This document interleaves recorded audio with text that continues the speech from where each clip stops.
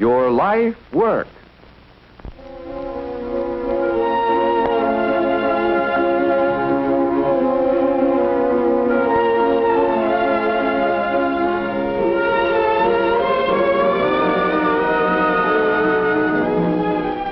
Everybody likes to eat.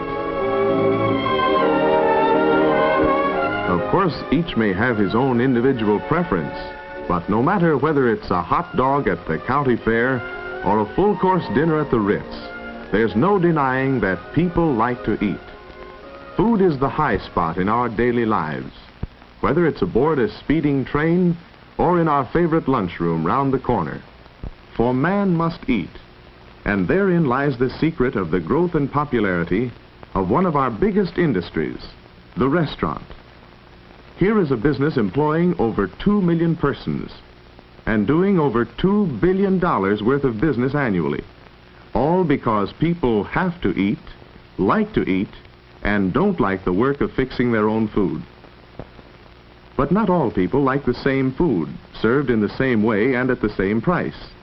Therefore, we have different types of restaurants, offering different types of service to meet varying tastes. First is the table service type. This group provides waiter or waitress service. It offers a more dignified atmosphere and extensive menu than that found in other type restaurants. Appointments and service in this group are generally of a standard comparable to those in a good, well-regulated home. A variation of this group is the coffee shop. Here the tables are generally left uncovered, and the method of service is more informal. Also in this class is the tea room. This provides waitress service and emphasizes choice foods, daintily prepared and served in attractive surroundings. The second type of restaurant is the self-service group.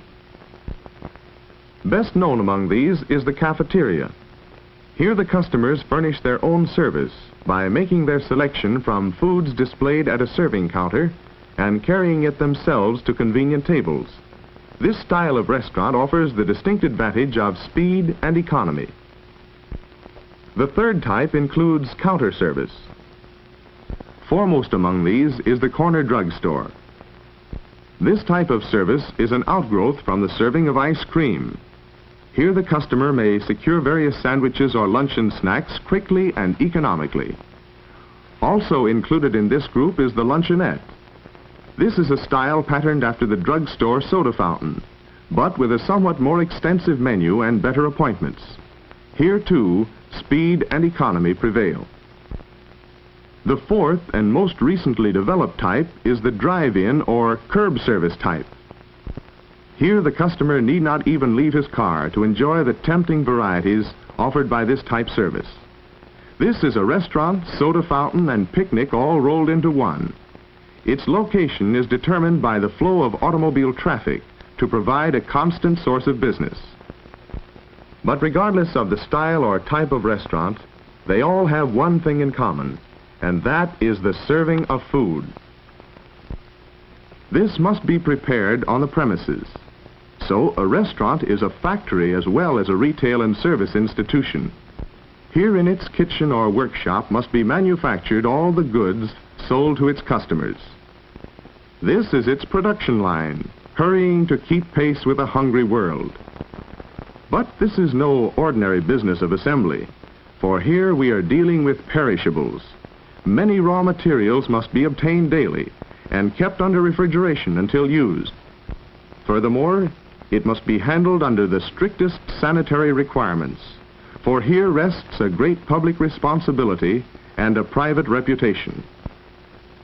This is a department for skilled and careful workers, for on their ability depends much of the success and future of the organization.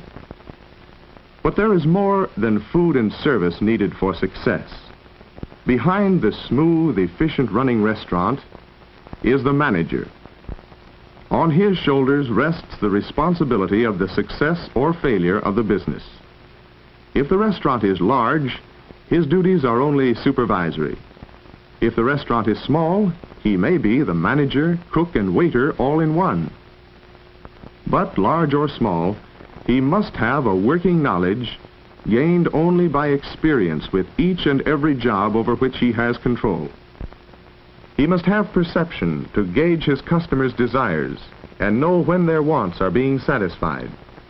He must have knowledge of food in order to plan menus and understand what constitutes efficient buying. He must have bookkeeping ability to know where he stands in his accounts. He must be a man of tact and diplomacy to handle petty disputes and grievances that often arise within an organization.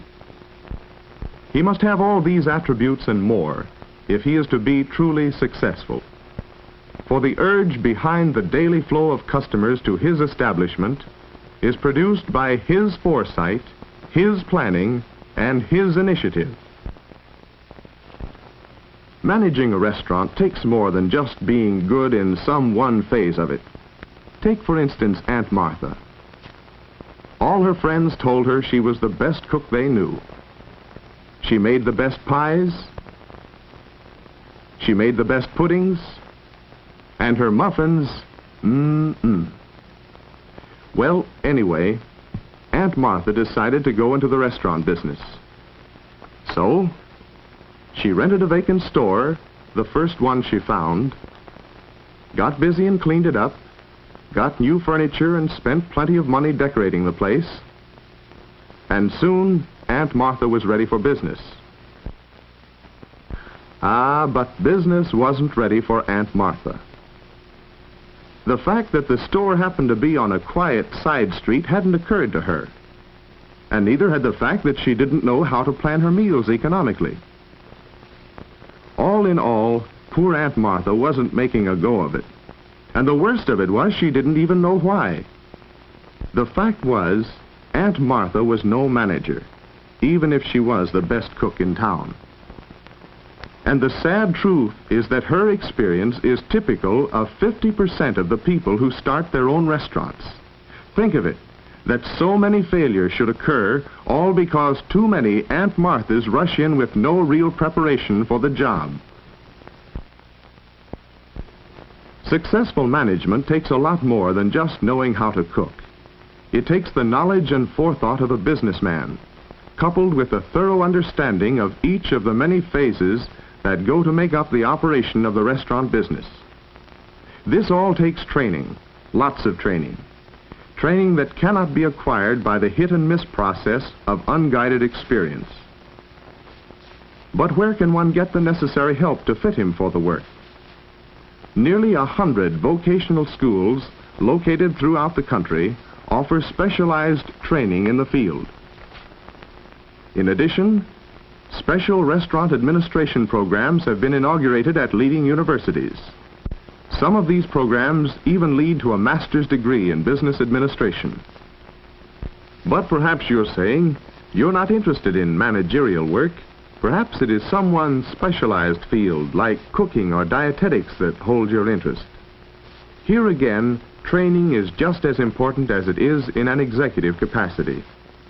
The knowledge of foods and their preparation is a science in itself, and only by a thorough understanding of what constitutes a balanced meal can one hope to realize the better jobs offered by our eating places. Special courses in high schools, vocational schools, and colleges are offered to help one in securing and maintaining better positions in large restaurants, hotels, and hospitals. These courses include not only the preparation of food, but its economical purchase as well. This does not mean buying provisions of poor quality. It means buying the right quantities at the right prices. The buyer for any large restaurant is a key person whose services are in demand, for much of the success of his establishment is due to his judgment. Then there's the job of being a hostess or a head waiter. This too requires careful training. Such persons are the restaurant's direct contact with its patrons. It is through them that the customers form their opinions. Their importance is never underestimated by a successful restaurant. Their jobs are good ones, but it has taken training and personality to get them and keep them. But no matter what one's individual preference may be as to the type of restaurant work he wants to do, He should first have a genuine liking for food and people, for this is the very foundation of his aptitude.